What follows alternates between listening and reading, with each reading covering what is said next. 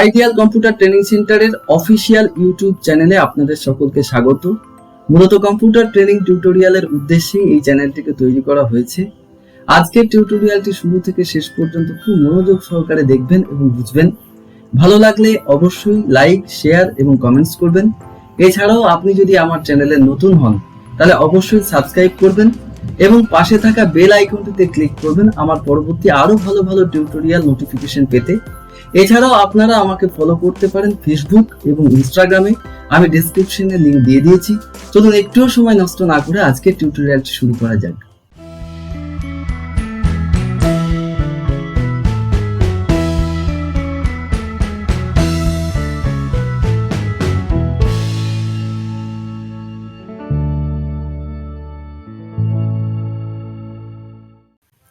আমার আজকের আলোচনার বিষয় মাইক্রোসফট অফিস এক্সেল 2007 এর সাম ফর্মুলা সম্পর্কে।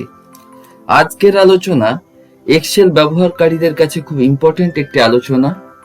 এক্সেল সম্পর্কিত আমার প্রত্যেকটি আলোচনা তাদের উদ্দেশ্যে যারা প্রতিনিয়ত তাদের ব্যবহারিক হিসাব নিকেশের ক্ষেত্রে ও কর্মক্ষেত্রে এমএস অফিস এক্সেল নিয়ে কাজ করে থাকেন। আমার আলোচনা সার্থক হবে তখনই যখন আমার এই প্রত্যেকটি আলোচনা আপনাদের ব্যবহারিক ক্ষেত্রে কাজে লাগবে।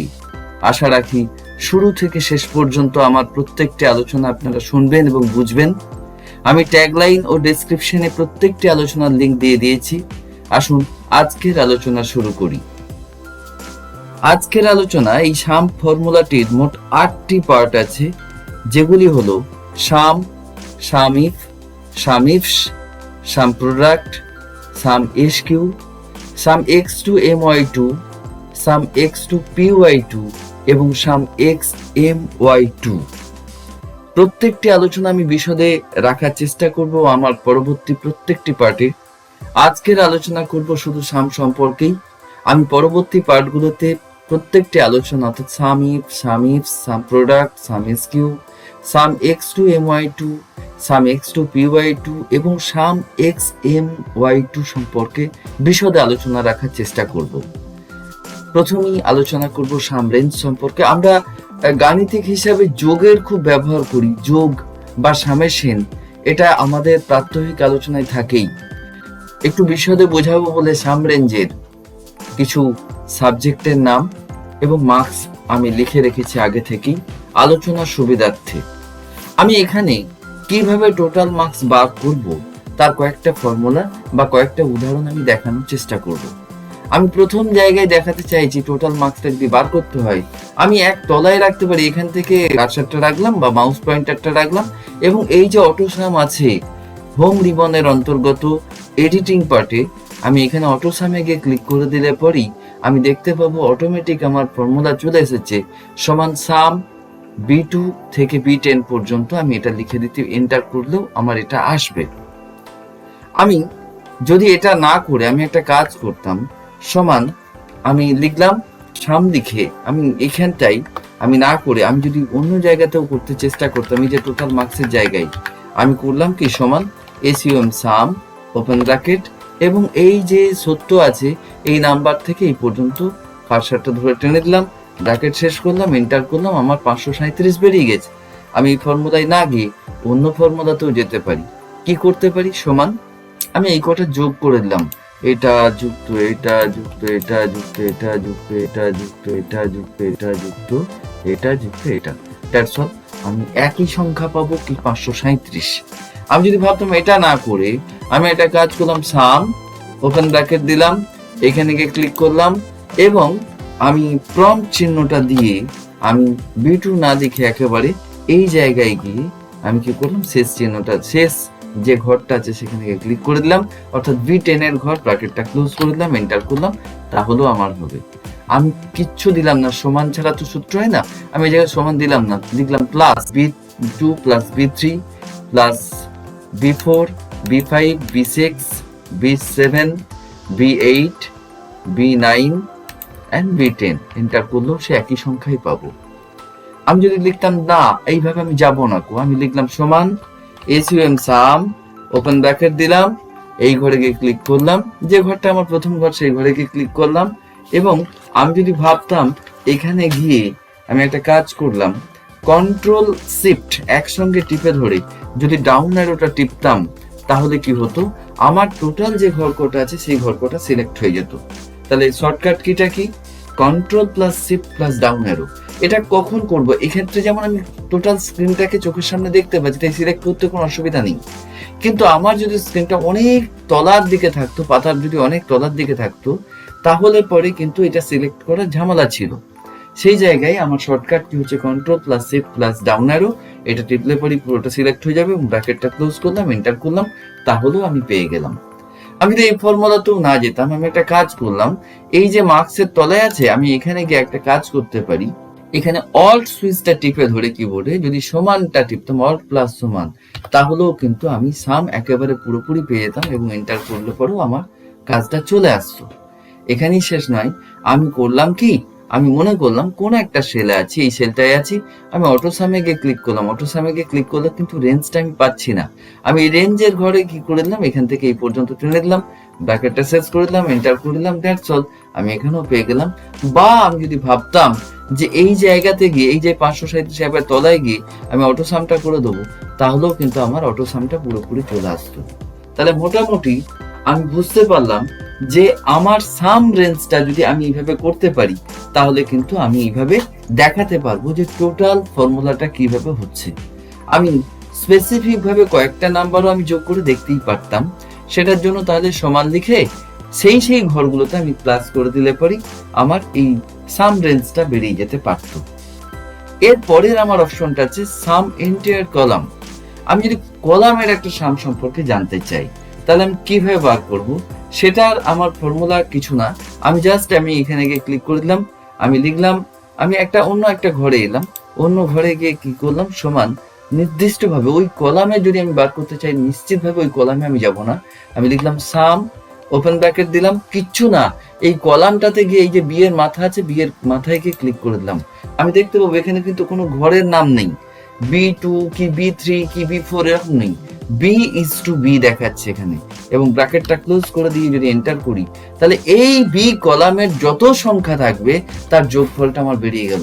অর্থাৎ 537 এখানে আছে, কিন্তু আমি যদি এখানে গিয়ে অন্য একটা সংখ্যা বসাতাম, তাহলে কিন্তু সেটা যোগফলটা আরো বেরিয়ে যেতে পারতো।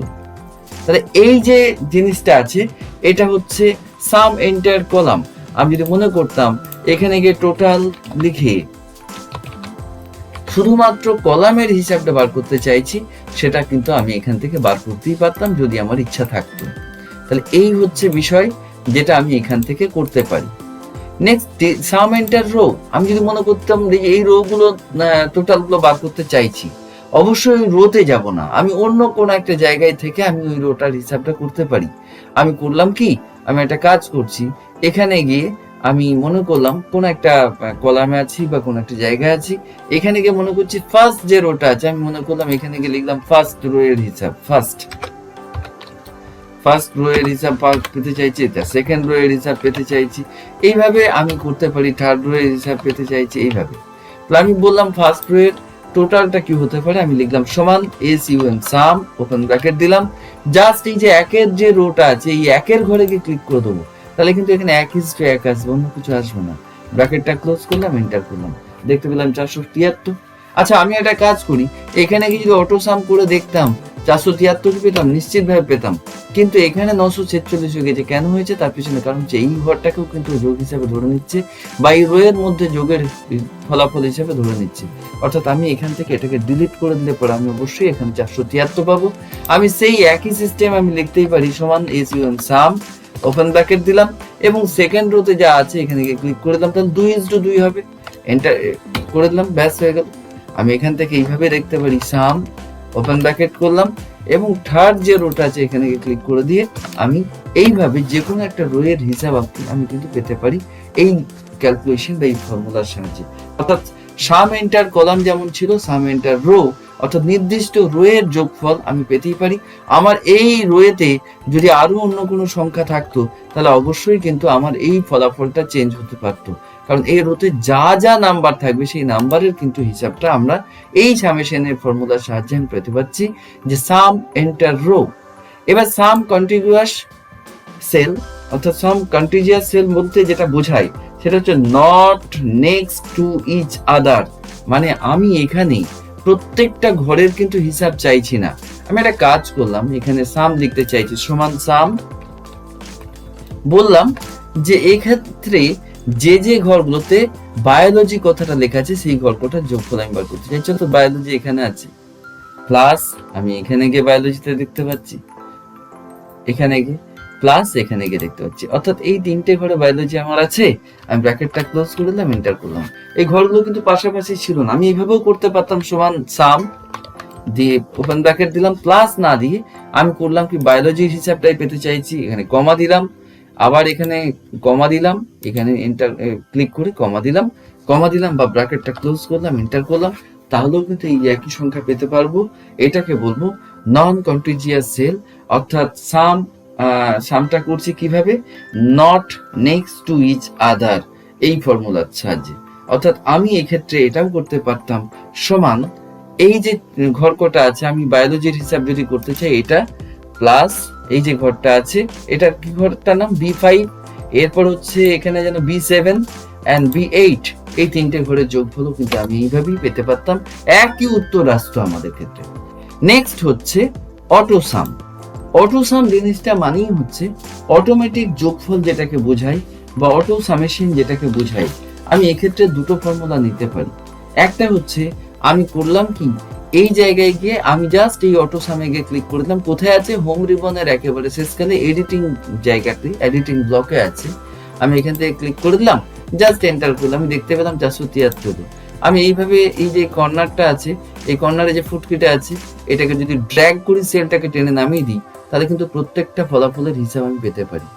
ঠিক তেমনি আমি যদি এখানে মনে করি আরেকটা ফর্মুলা আমি ইউজ করব, সেটা কি অল্ট, কিবোর্ডে শর্টকাট কি অল্ট প্লাস সমান, আমি অল্ট সুইচটা টিপে ধরলাম এবং সমান দিলাম, একেবারে উপরে আলফা নিউমেরিক কি যেটা আছে যেখানে নাম্বার এবং কিছু প্লাস মাইনাস এগুলো সব লেখা আছে, এখানে ক্লিক করে দিলাম এবং তাহলে কি দেখতে পাবো, সাম রেঞ্জটা দেখতে পাচ্ছি, জাস্ট এন্টার করে দিলাম, তাহলেও কিন্তু এই যে কলামটা আছে এই কলামটা যোগফল পেয়ে যাব। এবং এই কোণে যে ফুটকিটা আছে এখানে কার্সারটা টিপে ধরে, মাউস পয়েন্টারটা টিপে ধরে আমি যদি এই সেলগুলোকে টানতে থাকি বা ড্র্যাগ করতে থাকি, তাহলে কিন্তু আমি এই টোটাল নাম্বারগুলোর যোগফল আমরা পেতে পারতাম। এটা কি হচ্ছে, অটোসাম প্রক্রিয়ার সাহায্যে হচ্ছে। তাহলে অটোসামের গল্পটাই হচ্ছে এরকম যে আমি টোটাল যে জায়গাগুলো আছে আমি এইভাবে সিলেক্ট করে নিয়ে আমি যোগফলটাকে এইভাবে বার করতেই পারতাম। তো যাই হোক, এটা হচ্ছে অটোসাম। এরপরে আমার ফর্মুলা হচ্ছে সাম লার্জেস্ট নাম্বারস। আমি এক্ষেত্রে একটা গল্প বুঝাতে পারি, যেটা হচ্ছে এখানে যে সাবজেক্টগুলো দেওয়া আছে, ম্যাথামেটিক্স, ফিজিক্স, কেমিস্ট্রি, বায়োলজি সব দেওয়া আছে, এর মধ্যে থেকে আমি চাইছি বেস্ট 4টে নম্বরকে। আমার এক্ষেত্রে বিভিন্ন রকম নাম্বার আছে, আমি চাইছি একেবারে first, second, third and fourth এই 4টে নাম্বারের যোগফল বার করতে। তাহলে তো আমাকে ক্যালকুলেশনটা অন্যভাবে করতে হবে, কারণ এক্ষেত্রে তো আমার তো সামের ফর্মুলা তো আলাদা রকম ছিল। সেই সামের ফর্মুলার পরে আমার কিন্তু লার্জ যে 4টে নম্বর আছে সেই 4টে নাম্বারকে আমাকে ক্যালকুলেশন করে হিসাব করতে হবে। ঠিক আছে, চলো আমি একটা কাজ করছি, তার আগে বুঝে নিচ্ছি। আচ্ছা, লার্জ নাম্বার বলতে কোনটাকে বুঝি? আমি লার্জ নাম্বার বলতে সব থেকে যেটা হাইয়েস্ট পেয়েছে সেটাকে যদি আমি বোঝাতে চাই, তাহলে আমি একটা ফর্মুলা ইউজ করতে পারি, যেটা অবশ্যই সামের সম্পর্কিত নয়, কিন্তু আমি এখানে বোঝাতে গিয়ে লার্জ ফর্মুলাটা বুঝিয়ে দিচ্ছি। LARGE ওপেন ব্র্যাকেট করলাম এবং এই যে অ্যারে গুলো আছে এই অ্যারে গুলোতে টেনে দিলাম এইভাবে দিয়ে, জাস্ট আমি এখানে যেটা করব কমা দিয়ে 1 দেবো।